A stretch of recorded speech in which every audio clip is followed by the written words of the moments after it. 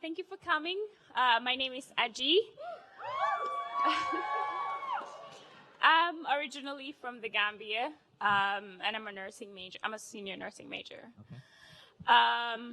I'm a transfer from New York, and this is my third year. So, like you did mention, like loneliness is a sense.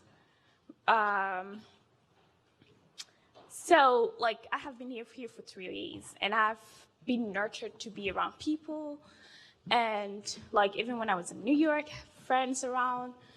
So, I don't go into social media that much. Like, I don't even open like, I just use my messenger to communicate with my groups, but I don't use it. So, for me, it's, like, I feel like it's more like a reality to me than a sense, because I have switched from a nurtured community, like having friends around, to being alone in a college that, like, I have friends around, but it's more like friends that share things rather than, you know, friends that always be with you. So how would you be able to deal with loneliness if you're unable to get those 3 people that you did mention? So. Thank you. What a great question.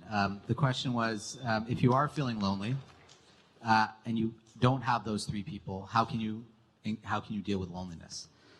When you started speaking, I heard more than 3 people cheering you on, yelling your name, screaming for you. So there may be more people here who care about you in ways that you might not even be aware of. But and that's probably true for all of us.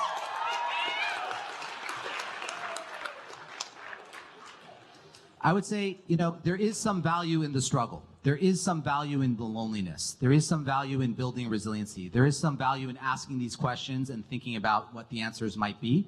That will serve you well throughout your life, right? So I'm not to say that that's not important. It's of course important. But I would say that the way you feel, even though you might not see this on Instagram, or you might not hear this in class, or you might not see this in the dorm, the way that you feel is probably the way most students feel. And what we haven't had is an opportunity to legitimize that feeling. It's been stigmatized. It's something we don't talk about. It's my problem. If I'm doing something wrong, it's me. It's all internalized, when in fact, this is a cultural, generational trend and shift.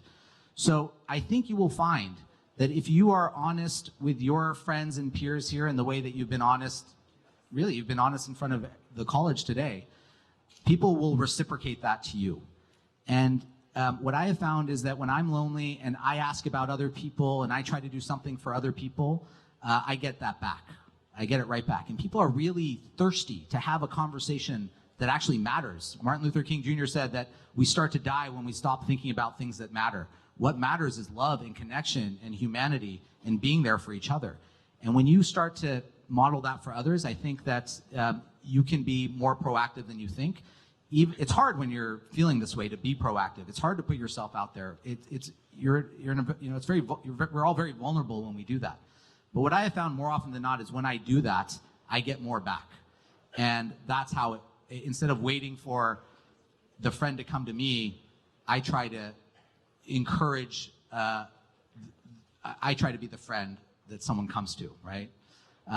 But it's not easy. I just want to say to you, like, I applaud your courage and your bravery. The fact that you've shared this, I think, means a lot to a lot of people in this room. And like I said, we are all here for each other. This is a family of students. You are on a 1,500-person campus. It is intimate in a way that 50,000 people in the heart of a 5 million-person city, which I see, is really not intimate, you know? So I think you can lean into that intimacy here. Thank you. Thank you.